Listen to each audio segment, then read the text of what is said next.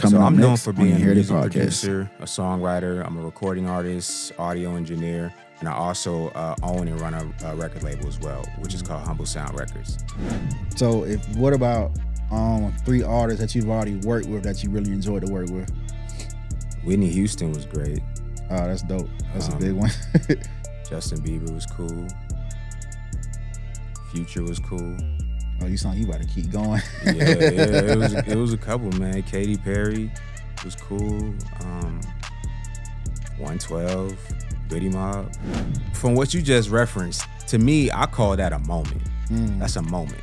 That doesn't really translate you as a star or as a real artist. Like it's all about the consistency. Facts. Like you got to stay consistent with that. And then also too, you got to have a great team that understands you as the artist and the brand, and how do we execute the plan to keep you there. Well, for starters, you got to register your music. So making sure you sign up with a PRO, your ASCAPs, your BMIs, your SESACs. That's first and foremost. After you do that, then you need to register your music via Mediabase and Luminate. So most people don't even know what Luminate is. Building a legacy, so watch how you study me. You know it's inherited, ain't no comparison, stacking up guarantees. Moving so militant, consistent and disciplined. Getting that paper and stacking it up, no time for no chillin', man. Building a legacy, so watch how you study me. You know it's inherited, ain't no comparison, stacking up guarantees. Moving so militant, consistent and disciplined. What's good? It's Sir Gates. You're now tuned to the Hear the Podcast, the official podcast about Tiller Grants. Once again, thank y'all for coming back, tuning into every episode that we may drop. Just trying to continue to bring value, drop some good gems with every guest that I got. So y'all make sure y'all stay tuned in. Make sure y'all like, comment, subscribe on YouTube. Just type in Batilla Grants. That's BATRRLEGRANCE. Let's get right into the episode. All right. So today, yet another special guest, man. We got James Artissen. So a little bit about James, a 3-time Grammy-nominated singer, songwriter, musician, has Billboard charting records under his belt, and also known for his participation as a writer on Meek Mill Hit Song Championship. So what we're going to do today, right, get his backstory, get his order story, like childhood, growing up, trials, tribulations, just some keys y'all may need to navigate through this music industry and just life in general. So we're going to jump right into it. So how you doing, my guy? I'm good, man. How you doing? Good, man. Blessed to be here once again. Thank you Sir, for pulling man. up. Thank you for having me on your platform, man. Nah, for sure, man. Like I say, I'm glad you reached out because, again, as I've been saying what you've been doing over the years, too. So early flowers to you. Thank you, and man. kudos what Appreciate you got going that. on, man. Like I say, sure. it's a blessing to be able to have somebody with value come on and give some knowledge, give some game, and I always give back to the community. Salute. It's a blessing. So before we get started, right, what I love to do is have an icebreaker question to pop the podcast off, right? So what I ask my guests, and we both gonna answer it, I'll let my guests go first. So the question for today is, what does legacy mean to you? What does legacy mean to me? It's kind of a loaded question, too, because it can mean a lot of different things. But in a nutshell, I think legacy is your consistency and your grind and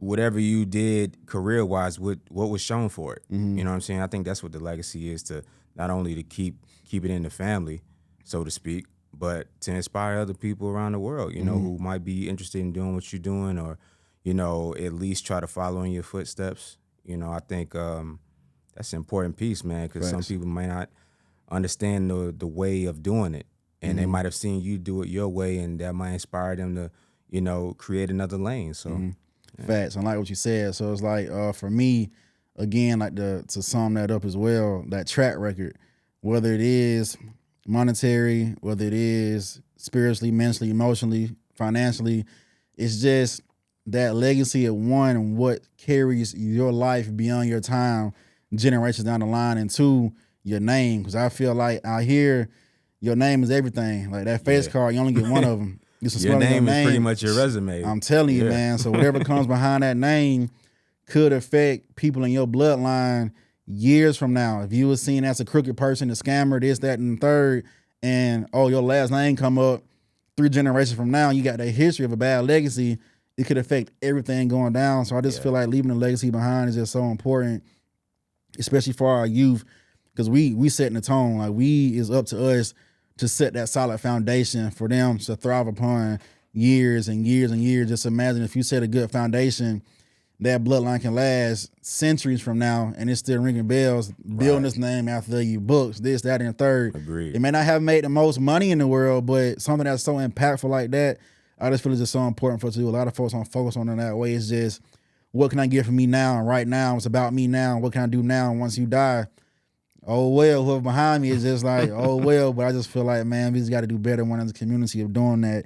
Agreed. Leaving that legacy behind, man. So that's a real important thing to me. So Yeah, that's my me spot. too. Yeah, Me that's my spot about legacy, man. So what I want to do right is we're gonna jump into your origin story, like childhood, growing up, family, friends, just so we can kind of shape the beginnings of who you are now and how you got there. That mindset, just everything about you. So if you can, just take us back as far as you can remember as a kid growing up, family, fun times, and just give us some of that history of how you grew up. Okay. So originally I'm from Queens, New York. And growing up, always been around music, always been around the arts, entertainment since I can remember, right? But in the house, it was always different styles and genres of music, and it was always some type of artistic expression is what I would call it in the house. And you know, I always thought it was like the inevitable for me to want to get into entertainment and music because it was always not only around, but it made me feel good. It made everybody else around me feel good. And that was really the starting point of, you know, the musical journey in the sense of me being interested. And once I became interested, you know, I started becoming a sponge and I wanted to learn more and more and, you know, learn from the greats, learn from people that I always say, if you ain't learning from nobody that's better than you, you ain't learning nothing. Hey, I agree with you 100%. You know what I'm saying? So that was kind of my thing, you know, just continuing to you know, want to be as, you know, abreast on information as much as possible.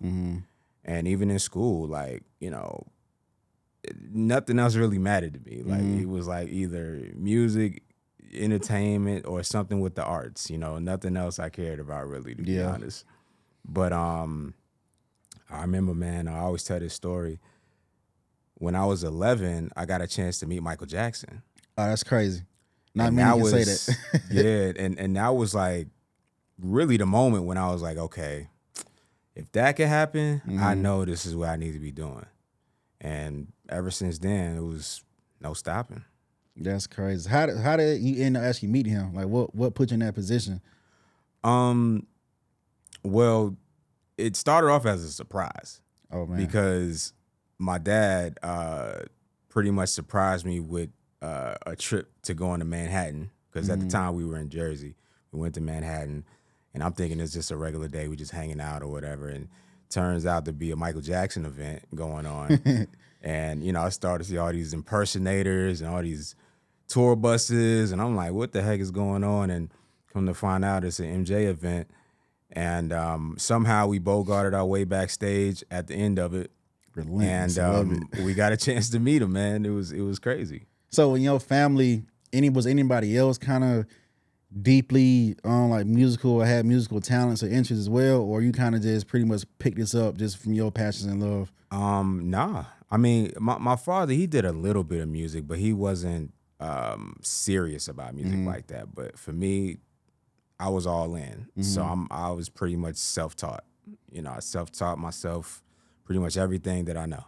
So self-taught, I love hearing people say that sometimes, because it's like you can go to school for certain things and this and that, but once you actually become self-taught, it shows a sense of like, I really want this. If I'm about to spend out of my own will and strength to go sit down and learn this and learn that, and then not just learn it, come back and practice it and do it again and this and that, it shows really loved and wanting to do what you was after. So I like a lot of stuff that I do, I love just sitting down, going on YouTube, going on a deep dive and going down rabbit holes about whatever may be tech, cameras, whatever this may be. Because it's like, if I love it, it's a passion, and I'm going to do whatever it takes to learn it. So I'm a 100% person who stand behind being self-taught and just digging, going after that knowledge, man. Because knowledge is power. Knowledge is key. Agreed. If you sitting here at 16 and now you're 21 with the same mindset as you was in 16, like, what are you really doing with your life? Like, why aren't you trying to progress. As humans, we evolve every day. So why aren't you trying to have an evolution within self? So that knowledge is always good. One, either you can be a fly in the room, or like you say, learning from somebody who's better than you at it. Yeah. I can't remember who said it. I want to say it was in between like the circle of CEOs. It was just like, if you're the smartest in the room, you in the wrong room. Like at a certain point, if you at that peak of the level, that may be your cap, because there is no new info being poured into you. You always pouring out because everybody else, it may not be quote unquote the smartest in the room, but you're pouring and pouring and pouring. But how are you recharging? How are you doubling down on more info? So kudos to just being a seeker of knowledge, man. For real. Yeah, I mean, you know, those knowledge is for not only everybody, but it takes certain people to really embrace it. And those are what I call the overachievers. You know, and there's nothing wrong with being an overachiever. Facts. You know, that just means that you have a higher bandwidth of being great than the average person. Yeah. You know what I'm saying? So for me, I've always been an overachiever. I've always looked at myself as being great. I've always saw myself as being a mogul at a very, very young age. And I've always seen myself as kind of being like an outsider, so to speak, because I never really thought the same as other people, never really moved the same, didn't really move in the same circles. Like I just kind of always did my own thing and stayed in my own bubble, in my own world, so to speak. And, you know, I can't speak for nobody else, but it helped me. I mean, having that individuality is a good thing. It's like when you trying to just look good for a crowd or join a crowd, you could possibly be leading yourself down a path not even meant for you, because you just, oh, this look fun, this look cool, so I'm gonna jump on. It may feel right because you may be accepted and you may be in the in crowd, but it's like that may not even be God's plan for you. But because you just want to be loved, supported, and whatever it may be so much, you're going down a whole totally wrong path outside of being, hey, just be yourself. Do you? If they accept you, they do. If they don't, they don't. They're just showing you right here and there. You're not living for you. You're not doing things for you. You're doing things for validation. There you go. You know what I'm saying? Yeah. Once you get into that space, you don't know who you are anymore. You don't really know what your purpose is. You know what I mean? And that's the biggest thing of it all, is like knowing who you are and what your purpose is on this earth. Like, you know, is it because you want this, or is it because you want it for other people? You care about what other people think about it. Facts. You know what I'm saying? So once you get this right, ain't nobody can stop you. Facts, man. So like touching on that, how do you feel about because a lot of people nowadays with social media, you see so much and so much and so much. Somebody who you may not know doing what you want to do, but they just crazy successful at it. So how do you feel about the comparison that's happening a lot online? Did somebody comparing their path and their process to somebody else's? Because for me, I still stand on and believe comparison is a thief of all joy. Like doing that, it'll mess you up. So what is your take on that? I mean, really the same sentiment as you. Like, I mean, and that's the thing I hate sometimes, like when people compare themselves. It's like, why compare yourself to somebody else that sometimes you don't even know? Yeah. Like, you don't know what went behind any situation or what they've been through to get to where they are or anything. You know what I mean? Like, you got to focus on your path and your journey, because everybody's path and journey is different. And once you start comparing, most of the time is because of material things. Yeah, usually. Mostly. You know what I'm saying? And it's because everybody wants things and don't want to work for it. That's the problem. There's no work and effort being put in to get to a certain level. But then also you want to envy what somebody else has, but they probably put in the work and the effort to get to that. And that's a half a part about it. You don't know what it took for that person to get to where they at. And it's always not positive. Somebody could have scammed their whole way through. Could have. And now they sitting here, got what you got, but you want to do it how they did it, but you sitting here envying what they doing, and little do you know, your character doesn't even fit the path they took. So why not just keep them blinders on, stay on your path, because you could end up in a situation of like premature success, where you getting this stuff so fast, and you just end up crashing or burning because it came faster than what it was supposed to be, because you sitting here copying and pasting somebody else's blueprint. Right. So that comparison is like, I know sometimes with social media today, it can be tough, especially again with a younger generation. It's just like, man, these folks don't got a job. They sitting here getting money on TikTok, Instagram, YouTube. Somebody just made a record 3 weeks ago. Now it went viral on TikTok, and now they sitting here getting signed. So it's just slow down, do your thing. Again, study the greats and just keep going. But yeah, man. So and, go ahead. And plus too, to piggyback off it, again, going back to what are you doing it for? Like, if you don't really have good intentions in what you do or your art or what have you, then you're gonna crash and burn anyway. Yep. Because there's always a shelf life. You know what I'm saying? If it ain't authentic, if it ain't real, it's gonna have a shelf life. You're gonna see right through it too. Yeah, it's just like it's like a trend. Like, we all know trends come and go. They come and go, right?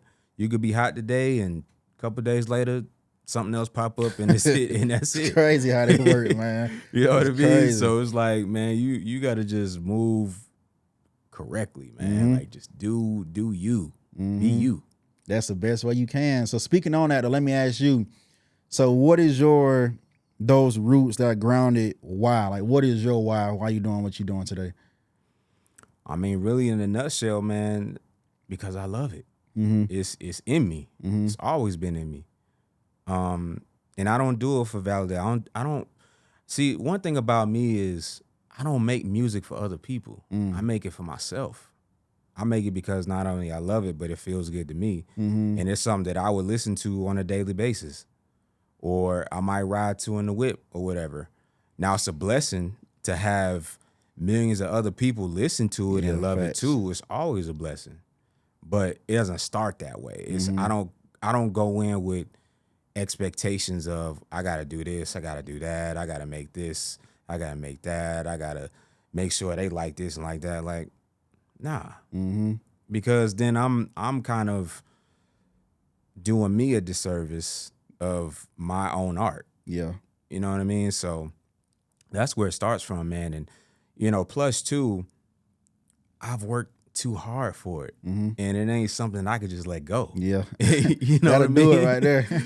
Yeah, man. Like, we don't put blood, sweat, and tears into it. You know what I mean? So you gotta protect it at all costs. Nah, for sure. And it was again, I can't remember these names, but it was a clip on Instagram I seen. It was a producer speaking about it. It was one artist. I don't know if it was Friday, Burna Boy, or one of these artists. There was like, in the beginning, I think once they kind of first got signed or whatever kind of deal they was in, they started conforming to the label and what was being asked of them. And it was at some point they just got fed up and was like, man, I just can't do this how I'm doing it. But they told themselves, now I'm about to go back and start making music for me. And as soon as they did that, it just took off. Because they was, again, whatever y'all want to listen to, cool. But these songs are for me. I love how they sound. I love what they're doing for my emotion, this and that. And people just gravitated towards it, and it took off. That just shows originality is also a key as far as in success. Is being, like you say, true to you and true to yourself and what you love. You're gonna find your tribe. You're not the only person like you out here. Well, as far as like kind of mindset wise, a lot of people love what you love. A lot of people love the music you love. A lot of people love the tunes and sounds you love. So stick to what you know and what you love and put it out there. And and granted, one day millions are gonna gravitate towards it, and boom, there you go. You right off to the races, man.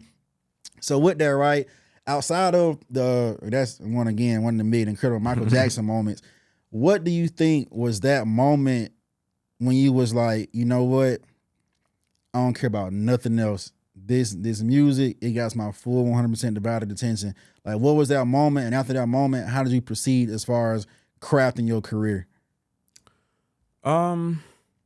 Just a lot of studying, man. Just a lot of studying the greats. You know, I had a couple mentors along the way that have shown me different things, and you know, those were people that I admired and looked up to, you know, from a very young age too. Just kind of showing me the way. But you know, I just always been a person to like always wanted to carve my own path, like, and not emulate nobody. Like, and I always like stood firm on that. I'm like, I rock with this person. I love this artist, this musician, that songwriter, whatever, but I'm not gonna copycat them or use their technique. I'm gonna figure out how to have my own technique, but still kind of pull inspiration from them. So that's kind of how I always mirrored my whole career, is just figuring out how can I set myself apart, how can I be respected for setting myself apart, and then how can I stay creative and authentic enough for it to resonate with the people. And that took a long time to do. But once I kind of hit the head on the nail and be like, okay, I think I got it, it's been going. So what you just said, like, it just took time to get into a good rhythm and a good process for you? Yeah, definitely. Like figuring out like, okay, what's gonna be my sound? What's gonna be my niche? What's gonna be like the it thing that people really like about me, right? And then also like the quality of it. Like not just slapping stuff together, not just having, a cool song or two here and there. Like, when people come to me, they know that they're going to get something specific, right? And that was something that I had to really hone in on and learn. And once I got a good rhythm into it, that was it. So, and again, this is going to form into the next question. Like you just said, when people come to you, right? So kind of explain to the audience, like give them a deep dive as far as like specifically all that you do and what it entails, like what you're known for in your process of all getting all this stuff done. So I'm known for being a music producer, a songwriter. I'm a recording artist, audio engineer, and I also own and run a record label as well, which is called Humble Sound Records. And, in the beginning of my career, I started off as a songwriter, which then turned into music production. So that's how I became a music producer. But, before the production part came, I had to really learn about song structure and learn about how to actually write great songs in a sense of great melody, great lyrical content, great context within the writing in the sense of what can people relate to the most in a creative way. And once I got good with that, that's when the production part came, because I'm like, okay, got to have music behind it, got to put the whole puzzle together so I can start shopping these demos around and seeing who not only bites on it, but who would sound the greatest singing these songs. And that's how I started. And it just kept going from there, climbing up the ladder, from small artists to bigger artists to bigger artists to bigger artists. And, before you know it, you got a discography. So, and this is what I want to figure out too as well. So I heard this before, and people say the way to like really write and formulate a song, right? Because you have artists, again, like a lot of rap artists, they got a beat, they go into the booth, they'll punch in. It's just, and again, so for some of them that may work because it's real live emotions right here in the moment, and somebody is relating to that at that moment. But I hear other artists, whether it's rap, R&B singers, it's like, it's really a structure to this, and it's really a process that some artists can follow to where, hey, this pocket here is where it needs to go. This instrument here is where it needs to go. Formulate this bar to sound like these syllables and vowels only. So can you speak into a structuring of a song? Like if you were just going into the studio today to figure out, okay, I want to write this new song, how do you structure, I guess you can say, quote unquote, a hit? Everything won't be a hit, but the mindset to make one, how would you structure that? How does that process work? It could vary because depending on the style of song, or depending on who it's for, or sometimes you may not even know who it's for, you're just creating. For me personally, I start off with melodies because that's the easiest way for me to get inspired to start creating from scratch. So once I got a cool melody in my head, the next part is, okay, what concept would go with this melody in the sense of, am I going to be talking about relationships, love, life, people doing you wrong, whatever the case is, what meshes well with this? Yeah. And then once I got that, then I'll mirror the melody with the production part and then start putting the pieces together. And, it's like a puzzle. You sound like one. Yeah, it definitely is a puzzle. So, but it's a process and it's steps, so I don't really like kind of go for one thing and jump over here, jump over there, like I'm most of the time I'm real structured on how I create. But if I'm collaborating with other people, then of course it can change. But even with that, sometimes I like to have a structure. So how do you get into that zone for that creative process? Do you have like your rituals or whatever? Like, hey, I got to come in here. The lights got to be down. Set me. I need some good scents in the room. Like, what does your creative process look like? Just that setup. Pretty simple, man. Like I just like. Or you go and get some the work. lights. I'm all about the work, man. But I do like dim lights in the studio sometimes. It's I don't know. It's sometimes just the mood. I mean, it's mood the mood. Yeah, because I have friends. A while back I made music, and I also got friends who still do it. But it's like when you go into certain studios, the lighting color does matter. Like sometimes studios are all red lights, and you may come out of there. Not saying aggressively, but it gives you a kind of a deeper tone of music. Sometimes when the lights are purple, you get some of those more mellow songs coming out. But in dimmer lights, a lot of distractions are not being able to be seen because you really locked in on what you're doing, and something could be going on, but you locked in and focused. So I know I've also been around that to where the mood of where you're recording at, it matters a lot, man. It sets the tone for what you and that creativity, man. I agree, man. I think there's a lot of psychology behind that too. Now that I'm thinking about it. Yeah, from what I've heard, like it has something to do with how the brain functions with colors. Yeah, because a lot of times too, you might hear artists saying like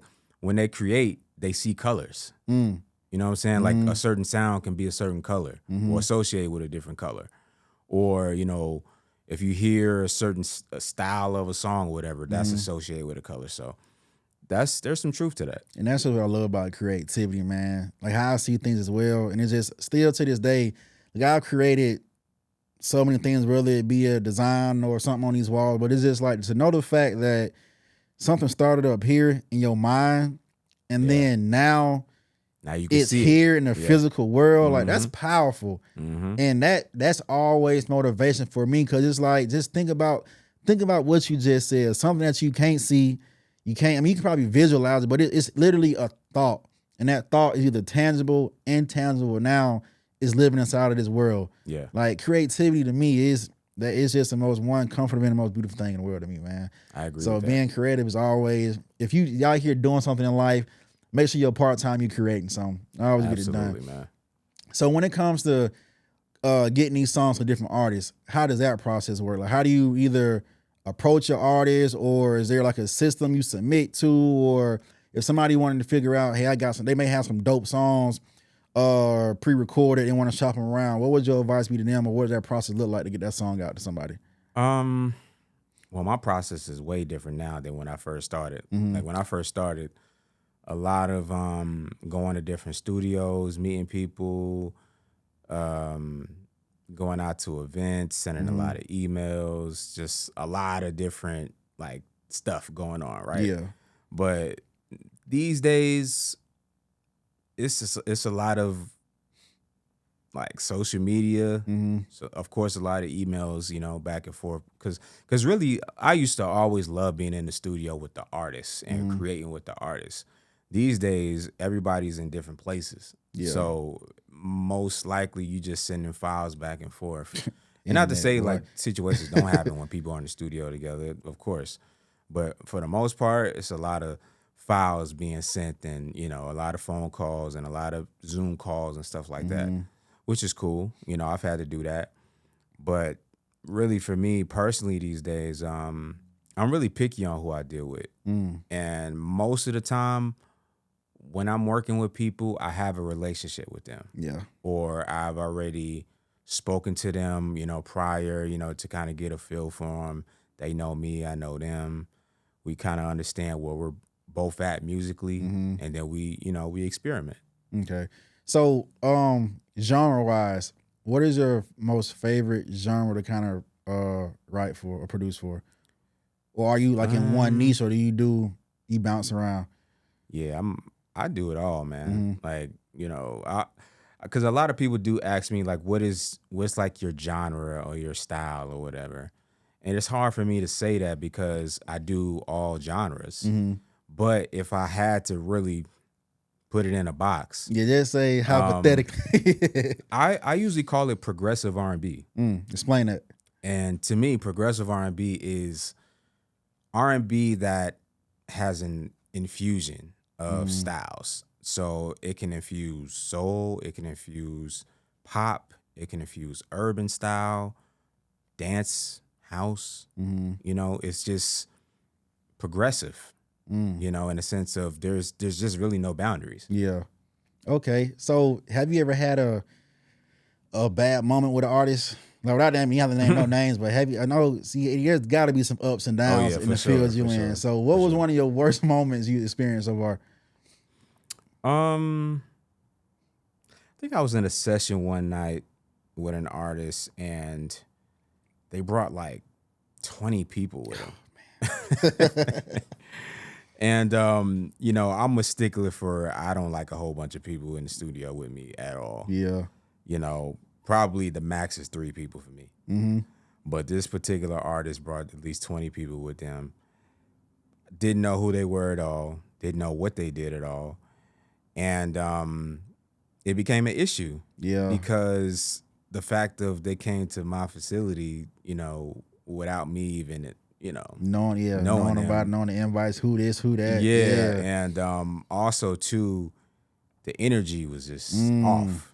You know what I mean? And the artist's energy was off too.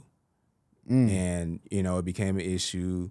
You know, things were said, things were done. That's it. This is enough. Yeah, man. So I'm like, because it could have got bad real quick. Yeah. You know what I mean? But, you know, I had to hold my composure, you know what I mean? Because, you know, I got a lot more to lose than them. Yeah, good. Like sometimes, as much as people really want to, quote unquote, crash out, you still got to keep it professional in some areas and think about the longevity. And again, that attached to your legacy. Like, hey, y'all remember when James years ago done spazzed out on X, Y, and Z and like that? So look, man, I could have easily spazzed out on a lot of people, and a lot of mainstream people as well. You know, it could have been very public, but again, I had to think about me, and what I have going on. Your thought process there, and plus too, how it would affect my family and my people too. Facts. You know what I mean? It's not just about me. You know, my whole team, you know, is a reflection of me. Yeah, that's true. You know, so, you know, if I go out and do something crazy and I end up on the blogs and people talking crazy about me, you know, what you think that's gonna happen? Yeah, somebody knows the person who knows you, and then they can't downlive. Like, I ain't got nothing to do with it, but because they attached to you in some kind of way, right. Might as well say they did it. Yeah, man. And I know how you feel as far as the deep studio session, because it's just so funny. I did a pod the other night with some of my guys who still make music, and we was talking about a memory to where one of our friends, he got a studio, right? And we had shout out to my bro Sensei Kyle. He's from the A, but he's in LA right now. But him and his team from out there, they came out here to the A. So the engineer, he already knew like it's gonna be a session, maybe like, you know, 5 to 6 people, cool. But as the night went on, it went from 5 to 7 to 12 to 15 to 20. He was just looking, and again, that energy, it was here, and it just went boom, boom, boom. Because one, he was uneasy because it's like, I'm trying to sit here and work the boards, but I don't know who's behind me. I know y'all, but how can I trust X, Y, and Z? And this is where he got a dope spot where he live at, where he doing is at. So it was like, now my door swinging, my door unlocked, these folks come in and out. Somebody may be crooked and see something they love, and they call, they popping them, hey, you know, when everybody leave, let's got down back door this dude. And so he was just real, he was focused, but he was not focused,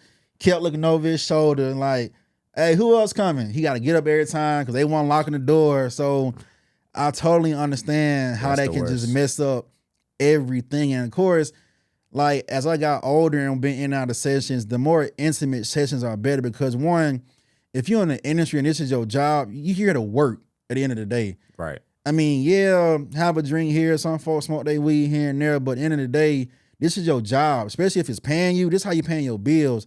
So unless you want to come here and just waste your money, that's on you. But one, you got somebody else on these boards producing who got other stuff to worry about. You want to come in here and BS with everybody's time. Like, do your job, catch you a vibe and rock out. But just we gonna book a session just to kick back and chill and catch a vibe and party. What's the point of that? Go to a club, what's the point? Like, I mean, it's wild, man. So I share your sentiments I on had that. plenty of them situations, man. It's terrible. That's crazy, man. So with them working with artists, right? So if you can, what were some of the best artists you work with? And also, I'll just say, I ain't gonna make it too difficult for you. Give me 3 artists you aspire to work with.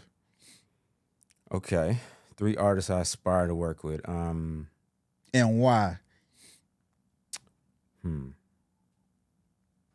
I would say The Weeknd. Okay. Big Weeknd fan. Big Miguel fan. They kind of in the same pockets, it sounds. I hear you. And that last one, man. So I know 3 is probably ain't enough. yeah, it's a lot more. But yeah, it's tough, man. Probably should get. I would say Ye, Kanye. Word. Yeah. So we got The Weeknd, Miguel, and Ye. That's a nice, a diverse group, and I could hear all of them collabing with each other on the song. So for you, I think actually, I know Weeknd and Ye has done stuff before. yeah, for sure. But I don't think they work with Miguel yet. So why you chose those 3? Like, what draws you to them and their style of music? This is the creativity. You know what I'm saying? Like, we all know Ye is super creative. He's also a producer as well. You know what I'm saying? Huge Ye fan as a producer growing up. You know what I'm saying? Miguel, true performer. You know, like, love his music. The Weeknd, great songwriter. Also a great performer and artist. So they all have different styles and different ways of creating, and they all sound different. You know, they like The Weeknd doesn't sound like Miguel. Facts. Ye doesn't sound like Miguel in The Weeknd. You know what I'm saying? They all got their own identity. Yeah. And that's what I admire about artists. Like, if you got your own identity, I love it. So what about 3 artists that you've already worked with that you really enjoyed to work with?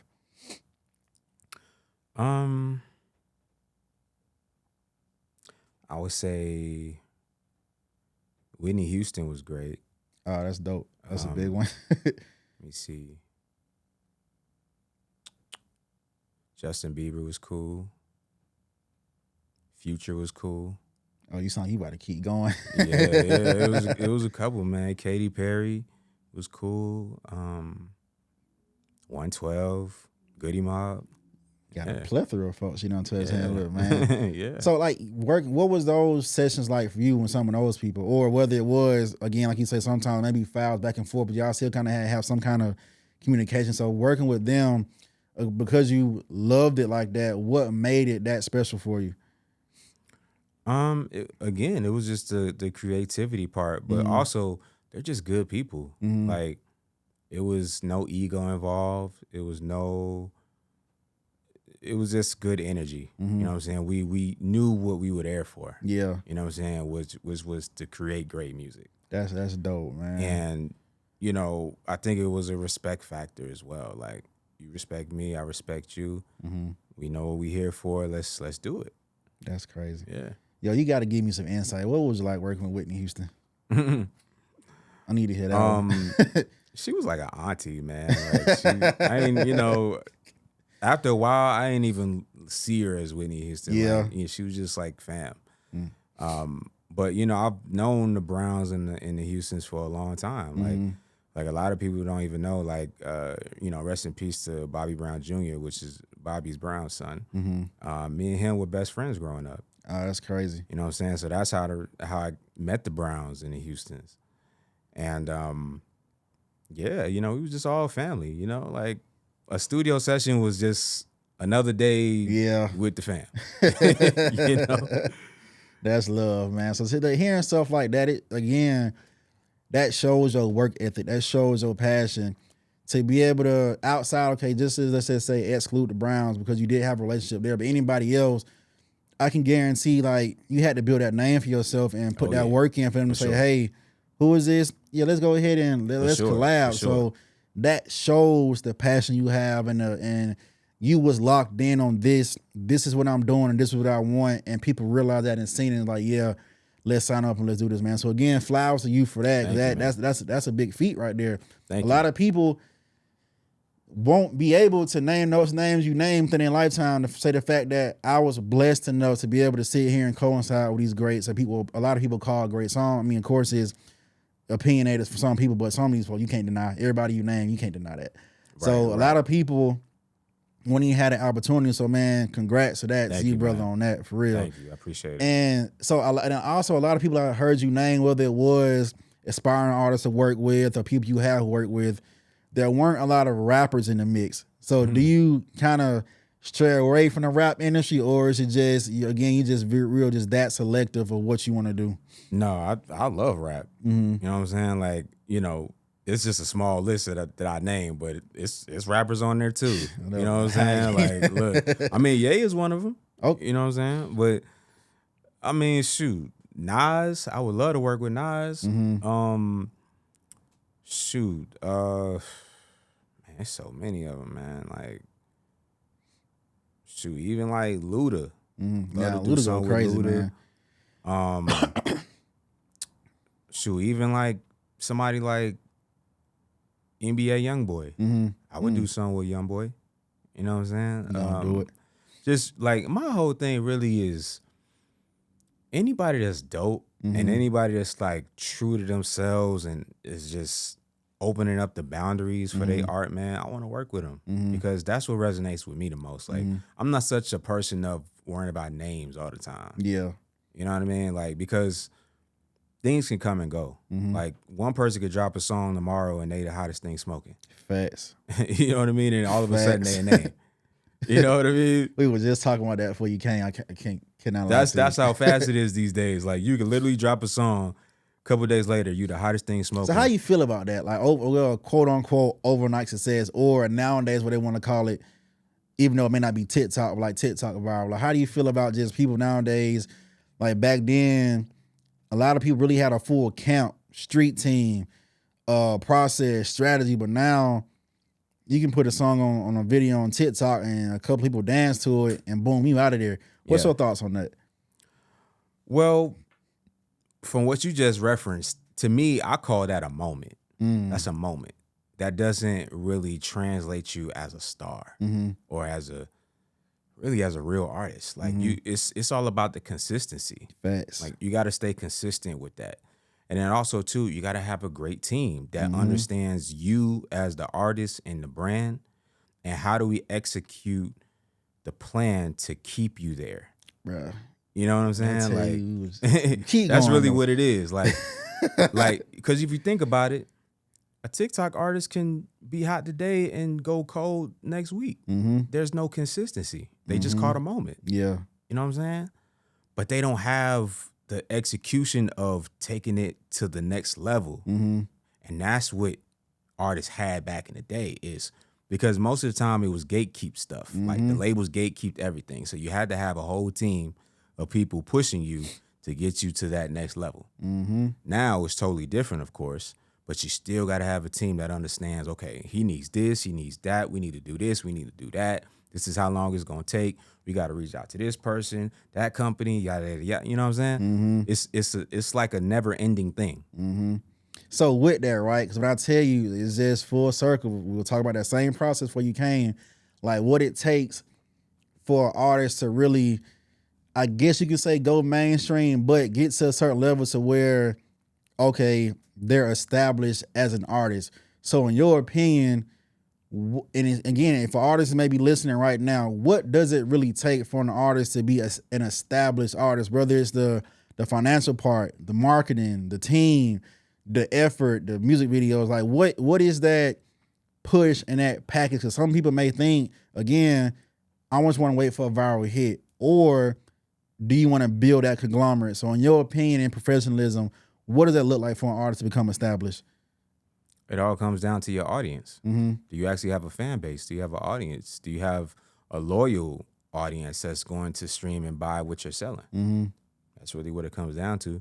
Because I know a lot of artists, they'll say, I need a manager. Okay. Do you have anything to manage? Facts. And what I mean by that is, are you making money? Are you selling? Are people actually going out to see you? Are you putting bodies in the building with hard tickets? You know what I'm saying? That's what it comes down to. Yeah. It's that whole notion of relying on social media, relying on how many streams you got, how many followers you got. That doesn't sustain an artist at all. It's an additive, but it doesn't sustain. And you remember his name? The guy we met from Universal at Relax. Who? Wilt Wallace. Wilt Wallace. I think sounds familiar.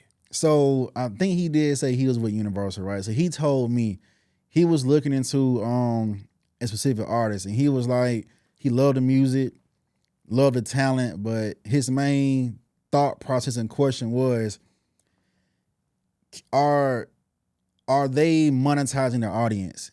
Because if you're trying to get signed by a label, that's kind of one of the things they're looking at. Is like, are you, or do you have an audience to monetize? Like you said, can you put your name on a ticket or a flyer? I'm at, whether it's a small event, a small venue or a big venue. Right. Are they gonna come out and see you for your name? Not because somebody else headlining or this and that, but can you put asses to seats or feet to floor nowadays? Pretty much. So that was his take on it. Was like, is the fan base monetized? Because without that, how can we put you on tour? How can we book you shows in clubs? How can you sell merch? And the bottom line, how can you sell records? So do you agree with that? I totally agree with it. I totally agree with it. And plus, too, to even go further, do you have super fans? Most people don't even know what a super fan is. Yeah, I'm about to say, what's a super fan? A super fan is pretty much a fan that buys anything that you're selling. So if you say, hey, I'll put up a pre-order link to some shirts I'm selling on my website, cool. That fan is going to pre-order that right now. If I say, hey, I got a single coming out Friday, they're going to go pre-order that right now. That's a super fan. So think about it. If you got 100 super fans and you are selling something on your website, what's that, 100,000 right there? Makes sense, man. And it's like, I feel it's just the nature of the business. One, like, it's music, business. You can't forget the business. You can be as talented as you want to, but if you neglect the business part, are you really trying to be as successful as you could possibly be? Now, that's a whole other subject, because we just talking about the fan base. Yeah. But the business side is a whole nother thing, because there's artists out here that will have a viral moment. Their music is not even registered. Facts, man. So it's like what are you getting out of it? Yeah. You're not monetizing. You're not recouping anything. Just attention, in my opinion. It's just attention. Yeah. Right? Yeah. But most artists don't even understand how to register their music. They don't understand the different PROs. They don't understand the different portals you got to sign up for to actually get royalties. And there are different types of royalties. Break it down. So I know it can be a lot. Like us growing up, we had learned that the hard way a little bit. When people finally asked, they asked us that question, we was looking like, what? We was making music. But when it comes to the BMIs, ASCAPs, and all this and that, give a little bit of what some of those things are. And of course, not saying backdoor avenues, but like something you just named. I can't remember what you just said, but I never heard of it. But some of the things, give an artist that quick piece of advice on, boom, how to establish your music and one, make money off of it. Well, for starters, you got to register your music. So making sure you sign up with a PRO, your ASCAPs, your BMIs, your SESACs. That's first and foremost. After you do that, then you need to register your music via Mediabase and Luminate. So most people don't even know what Luminate is. And Luminate is pretty much the rebranded company of, I think it was called SoundScan before. SoundScan is owned by Billboard, or now Luminate is owned by Billboard. So that is a company that tallies up all of your data when you release music to hit the Billboard charts. So let's just say you released the song on a Tuesday. You got that whole entire week until Sunday to tally up all that data for you to get a chart position on Billboard. So that's what Luminate does. On top of, they compile the data when it comes to airplay and radio and all that. But you have to register your music on those, Luminate and Mediabase. Then after that, you got other avenues you got to sign up for. You got to sign up for Harry Fox. You have to sign up for SoundExchange. You got to sign up for the MLC. It's a whole, you know what I mean? It's a whole lot. It's a whole lot. Yeah. So just hearing you say that, it shows you really got to be in this to be in this.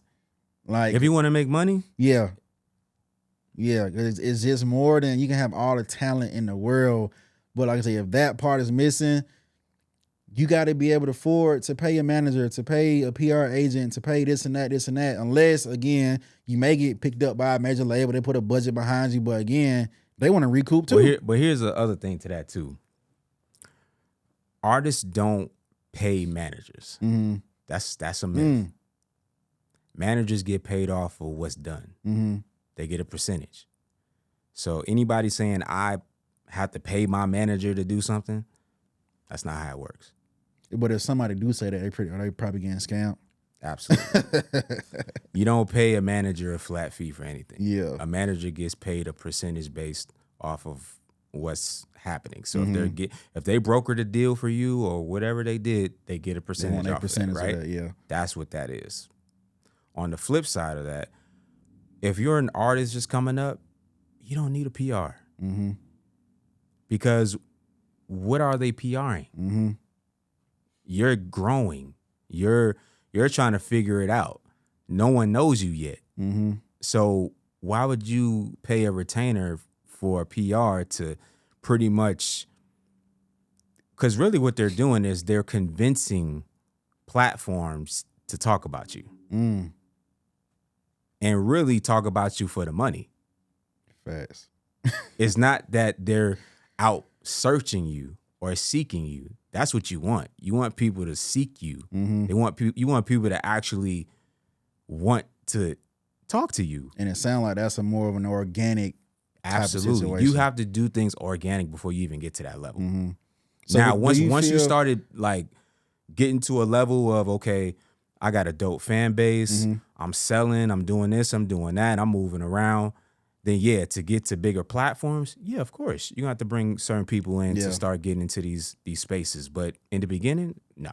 Do you feel like you, as an artist, you should let that come to you, or like you just said, seek it when it's time? Which route do you, or just whatever happened first? In the very beginning, I think you just have to network. Well, and I even hate that word. I hate the word network. What, network? Yeah, I hate that word. I think you got to start making relationships with people. You got to start talking. You got to start making relationships. You got to start getting people familiar with you, right?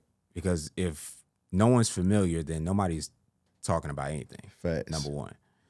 Number two is once you are at a comfortable level of now things are starting to move, then yeah, start seeking out your options of public relations. Like, okay, maybe they can get me here and there and, get me on this platform, that platform for, other people in other territories and other audience to figure out who I am. And, that's how you start climbing up the ladder. And let me ask you this, and it's not the last question, but do you agree with P from QC? He said that at kind of bare minimum, say if you're one of your artists in your label, right? If you're pouring into them financially, it usually takes around $100,000 to pop an artist. Actually, more than that. Damn. To be honest with you, definitely more than that. It's probably a good $250 and up. You think that's from times changing, or just still just in general to do it the right way and the best way? For a long time. For a long time. Now, do I agree with that number? No. I think sometimes you just don't know what you don't know. Facts. And sometimes artists want to get on so bad that they'll just spend whatever when they don't really have to. You know what I'm saying? a lot of this game, man, is relationships. Relationships are key. Not in That's life. what it is. That's what it is. Like a lot of these things are not money based. It's relationship based. It's you scratch my back, I scratch your back. You know what I'm saying? Like that's really what it is. Like Yeah. But again, you don't know what you don't know. Facts. And if you don't know nobody, then that's a whole other thing too. You know what I'm saying? So of course, if somebody knows that you green, of course they're gonna charge that. Yeah, that's the street 101. That's Of course. life 101. Yeah, You green, of course. and I don't know you. Yeah, that's classic 101 yeah, politics got 'em. right there. Yeah, it happens all the time. Yeah, But to be honest man. with you, it don't take 250. It don't take that. And reason being is because I know a lot of people put stock in, I got to get on the radio and I got to get on this station, that station. And I'm not saying nothing is wrong with the radio. But do I feel it's worth it a lot of times these days? No. What, radio? Yeah. So radio over streaming. How do? Because crazy. I just be hearing all these sound bites. Like Hitmaker said, the bag you will probably get from radio spins versus streams is like nowadays like night and day, totally different. Depending on the situation, is it a record that has multiple writers? Is it a record that has samples? Is it a record that is a single? Is it a record that already had a major budget on it? The typical artist ain't got 100,000 to put into the radio. Yeah, facts. Facts. You know what I'm saying? And let's keep it 1,000. Most of the time, let's just say you got $50,000 to put into a radio budget, right, for a song. You're probably not even going to get primetime slots because you're fighting against other labels that have a bigger budget than you. Yeah. Yeah. So you're going to be Makes sense. stuck in mix shows and other little slots that people ain't really listening to like that. So your return on investment ain't going to be what you think it is. Yeah, that makes sense. You know what I mean? It only works when you got the highest budget on it. Because now you're in prime time. Makes sense. I'm telling you, sometimes when I listen to the radio, you hear the same song midday Because it's paid high for traffic it. time. You 'Cause know it's you paid sitting in for it. traffic over That was paid and for. over. Let me tell you something, man. Labels prepay the radio for records. Wow. They know that their artist is coming out with a single at a certain time. So they're going to go ahead and throw that budget on there. Hey, when we ready to hit the button, it's already there. Spin that thing. That's how it goes. I mean, again, something like you got to pay to play. It's the man. It's a pay to play. It's the business, man. But also, too, it's a favor for a favor as well, depending on the situation. But the higher you up, most of the time it's favor for a favor. Yeah. Yeah. A Drake is not spending no 500,000 on no radio. I'm Drake. You know what I'm saying? Most of the time they're gonna play it anyway. You know what I'm saying? It's just about timing, structuring, favors, relationships, like and you said. yeah, that's just what it is. Yeah, man. It's like I said, after the music, it's the business, and then some call it the music game. Y'all play the game, man. It's true life, man. But so I want to get personal back with you, right? So being nominated for Grammys, right? Yeah. What is that feeling like? Just waking up whenever you was just waking up that morning, or just getting that text like, I've been nominated for what? Like, so what were those moments felt like for you, and how have that shaped your career? It's an amazing feeling because you always want to get accolades for your work, you know, and you know, be revered as a great from your peers and you know, of course, from the Recording Academy, you know, so that's a blessing, of course. But also too, I guess for me personally, it was almost like a aha moment and like a about damn time moment. Doing this, it is about time. Yeah, man. thank You know, you. because you put in so much work, man, and so many sleepless nights and so much bloodshed and tears, man. And you know, it's like, you know, when is that situation gonna rise? You know, and you know, it happened, but it wasn't a situation of when it happened that I got complacent and I got lazy. It was total opposite. That'll do it to a lot of people. It would. For me, total opposite. It was like, okay, how can I top this? How can I get another one and another one and just keep it going? Like, that was my whole mindset. And plus, too, it's just like, how can I get in better rooms? You know, how can I meet better people? You know? And that's what it's always been. Like, so even though it was great, I didn't really dwell on it. So you feel like you just still didn't really get to live into that moment as much as you should? Or was I wouldn't say as I should, because, you know, I celebrated it, of course, but it wasn't a thing of like, I'm going to stay here. Like, I got to keep going up and up and up. You know what I mean? Like, it's a great thing. Don't get me wrong. But I'm like, okay, cool. We did that. Scratch that off the list. What's next? So I know somebody will probably get that and be like, man, my dream was to either win and get nominated for a Grammy. It's here, and then get complacent and just realize, were you really dreaming big enough? Right. You know what I'm saying? Like, that should have been a goal, but if that was the end all be all for you, maybe you weren't dreaming as big as you thought you probably should have. If you just sit here and, well, I got the nomination or I got the Grammy. Right. And see, and again, that was never me, because even in the beginning of my whole career, even as a young kid, I saw myself as being a mogul. And being a mogul, you never stop. Yep. You never stop. It's always something more to strive for. Yeah. Do you remember what was the record that the first one that was nominated? You remember what it was? I'm pretty sure you do, but what was it? The very first one was for a Justin Bieber record, which was on his Purpose album. I believe that one was actually called Purpose. Okay. So, and that album was nominated for the Grammys. So that was the first one. And then the second one was for a group that I was working with in the UK. I should know this. They had such a unique, weird kind of name, but they were like a pop group that I was dealing with. And I did a single for them, and that ended up, their album ended up becoming Grammy-nominated.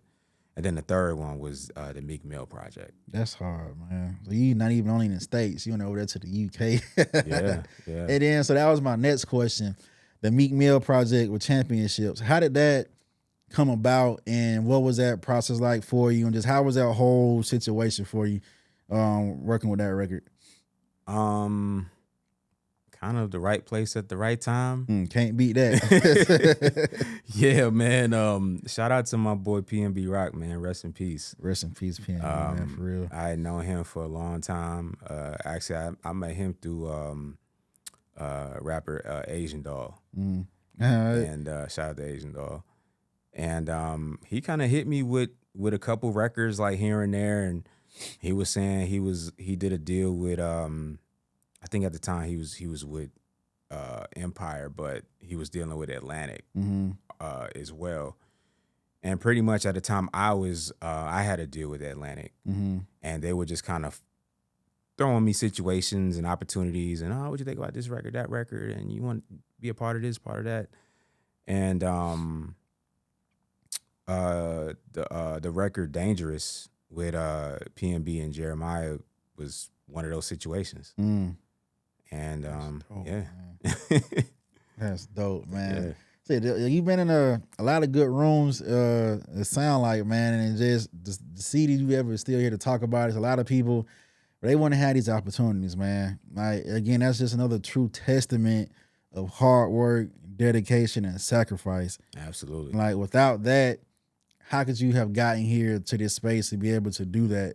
So again, you may need a basket, but here's some more flowers for you, man. Thank you, man. I appreciate that. Man. So right now, are you in any kind of situation or deal with a label right now? So I just recently signed a deal with a label by the name of Third Eye Recordings. They're also under Universal Music Group. So I just did a deal with them for my debut album that I'm going to be releasing next year. So I'm super excited about that, because a lot of people thought I already released the album, but those are all EPs. So this is the debut project, LP. So super excited about that. And you know, on top of that, I got my own label Imprint as well, which is Humble Sound Records. We have a major joint partnership with Sony Orchard, and yeah, man, we just continue to grind, man. The name of your album or still on the raps?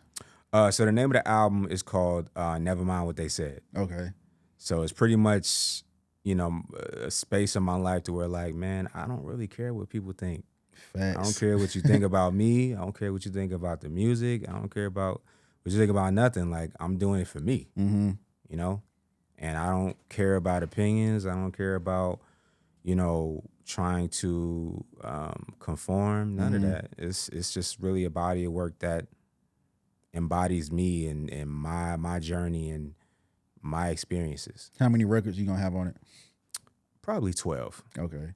Yeah. Are you one of those ones who are not conforming, but knowing that there's now a sweet spot for certain numbers on a project now, or do you feel like it's just whatever you put on there? Like, what is your? This is way too many records for a project, and this is way too little, but this is like, yeah. I think 12 is a sweet spot because anything over like 18, 19 to me is like too much. That's a long project. That's a man. long project. So, you know, I never wanted to have that long of a project. So it's like anywhere from 10 to 12, I think that's the sweet spot. What about the timing of the record? So now I'm hearing, you know, 2 minutes, 2 minutes and 30 seconds is like, because of course, you know, the attention span, that's a fact. It has changed right over time with humans. Like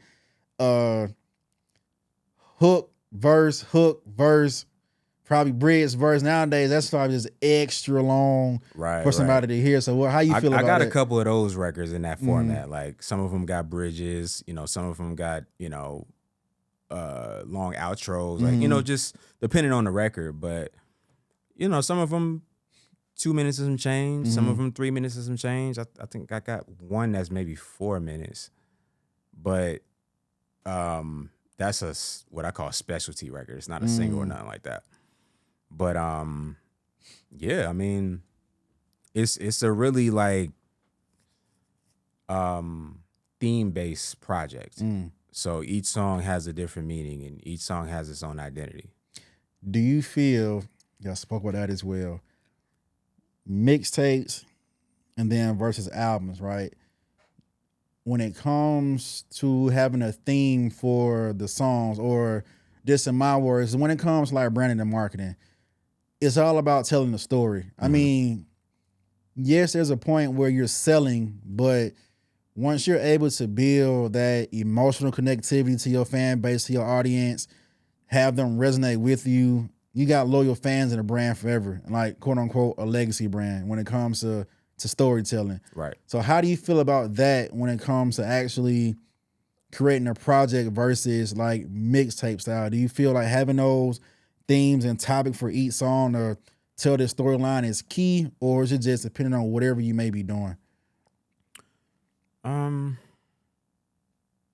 think it's whatever you're doing, to be honest with you. Like, a body of work is a body of work. Yeah. You know, so whether it's in the mixtape format or album format or even the EP format, it's still a body of work. You know, like, it's just really what you want to get across to the audience, you know? Now, it's way different from, you know, probably early 2000s when mixtapes was, you know, really the thing. Man. You know what I mean? I remember that mixtape era for real. I remember that era. Like, I remember I was doing records with certain artists and those DJs was hosting the mixtapes. Right, I man. used to love to hear the drops on the records. DJ Drummer. Yeah, I used to love it. Yeah, well, I can say Wayne had it on lock. I don't care what nobody say, man. Oh yeah, Wayne had mixtapes. Wayne, Jeezy, Jeezy for sure. Back then, who was your favorite hip hop artist back then? In the mixtape era? Yeah. I mean, I had to say probably Wayne. Wayne had it on lock. My guy. Yeah. And plus, he was the most consistent. Man, what? Like all the dedications Wayne had, and when you say consistent, back to back to back to back, he was dropping them. And then you get you a album in between there to keep you going for some more longer polished music. But Wayne had it on lock. Wayne had that thing on lock, man. There was also good times back then. Like, so much done changed, man. So it's like all this stuff you see in the media going on nowadays, bro. It's just the way the industry is going. Again, you got people living their best lives over here and there, but it's just like it's there's so much going on. But so within your whole career, ups, downs, trials, tribulations, how does James find a sense of peace? Like, what is because again, I'm real big on like mental health, right? And I can guarantee some days may be tough, some days may be long, some days may be stressful, and some days it's like, bruh, I need to decompress, chill out, just hit y'all back tomorrow, next week. So what does that look like for you when it comes to when you may be mentally drained and stressed out? How do you recharge and get your mental peace? I just kind of stay to myself. Mm-hmm. I kind of just, I mean, I don't cut people off or anything like that, but Yeah. I just kind of take time for myself and be with my thoughts and just kind of reset my mind and just kind of relax. You know what I'm saying? Because sometimes, like, I've caught myself to where I'm just going and going and going, and I don't really give myself time to kind of slow down. And, you know, sometimes it's because not only I have a lot going on, but I'm dealing with so many different people at once. Oh, that energy, man. And the energy can drain you, and the situations can drain you. And I just have to learn, man. I'm like, sometimes, man, no matter what's going on, I got to take time for me. Like, whether Facts. you understand it or not, Gotta rest. that's just something I got to do.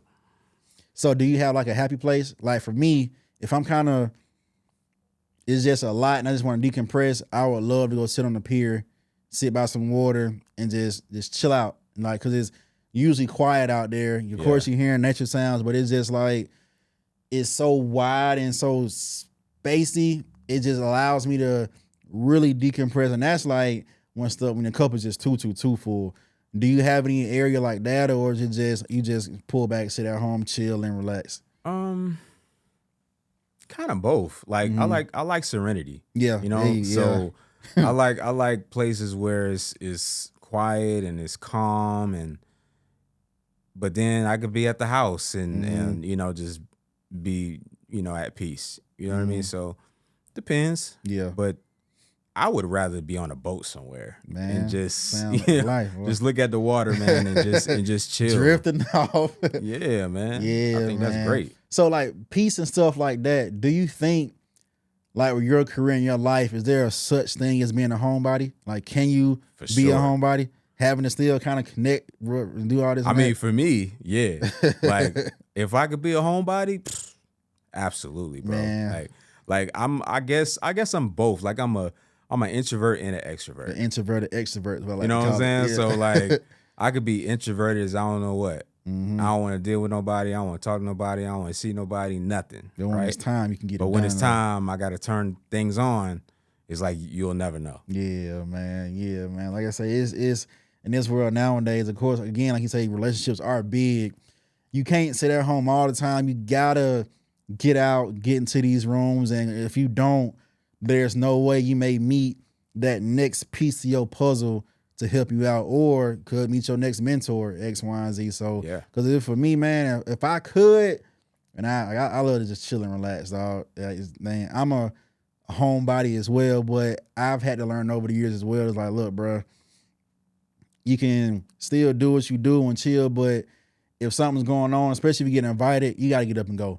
And you ain't got to go to everything, but some of these rooms, like, you got invited for a reason. You're destined to be in there. And one, be thankful that whomever thought of your name to come to be inside of this room. So like some of these places are just like destiny for you at that. So I agree. Chill out, but you still got to get out here and just, rub elbows and touch shoulders and stuff like that, man. That's a fact.